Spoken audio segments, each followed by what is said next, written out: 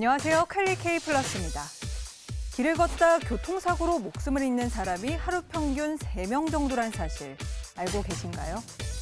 지난 5년 동안 전체 교통사고 사망자 17,312명 가운데 보행 사망자는 6,575명, 38%로 나타났는데요. 이는 OECD 회원국 평균보다 3배가 넘는 수준인데요.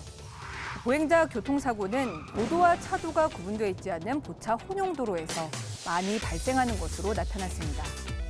이러한 문제를 개선하기 위해 보행자를 우선으로 하는 내용으로 도로교통법이 일부 개정되는데요.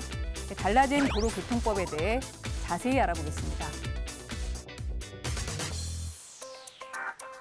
보행자 안전을 강화한 도로교통법 개정안이 지난달 20일부터 전면 시행에 들어갔는데요.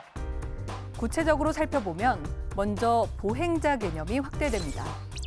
기존에는 유모차와 전동 휠체어 등 보행 보조용 의자차까지 보행자에 포함되는데요. 앞으로는 노약자용 보행기와 어린이가 이용하는 놀이기구, 동력이 없는 손수레, 자전거를 운전자가 내려서 끄는 경우도 보행자로 보호를 받습니다. 이와 함께 보행자에게 통행 우선권이 부여됩니다. 기존에는 보도와 차도가 구분되지 않은 도로에서 보행자는 길 가장자리로 다녀야 했죠. 앞으로는 보도와 차도가 구분되지 않고 중앙선이 없는 이면도로, 골목길 등에서 보행자는 모든 도로 부분으로 다닐 수 있습니다. 차가 보행자를 무리하게 앞지르거나 위협이 될 경우 승용차는 4만 원, 승합차는 5만 원, 범칙금이 부과됩니다. 그런가 하면 어린이, 노인 등 교통약자 보호구역이 확대됐는데요. 유치원, 초등학교 같은 시설뿐만 아니라 지역 아동센터, 놀이터 등 어린이들이 자주 다니는 장소도 어린이 보호구역에 해당됩니다. 노인과 장애인 보호구역 대상도 시설 일부에서 전체로 확대됐는데요.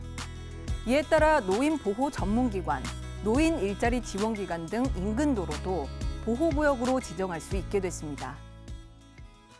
한편 오는 7월 12일부터 보행자 안전과 편의를 우선으로 하는 보행자 우선도로가 신설됩니다. 보행자 우선도로는 차도와 보도가 분리되지 않은 도로로 보행자 통행이 차보다 우선하도록 지정한 도로를 말하는데요. 이때 운전자는 보행자가 안전하게 다닐 수 있도록 안전거리를 유지하고 서행하거나 일시정지를 해야 합니다. 앞으로 횡단보도 앞을 지날 때도 더욱 주의를 기울여야 하는데요.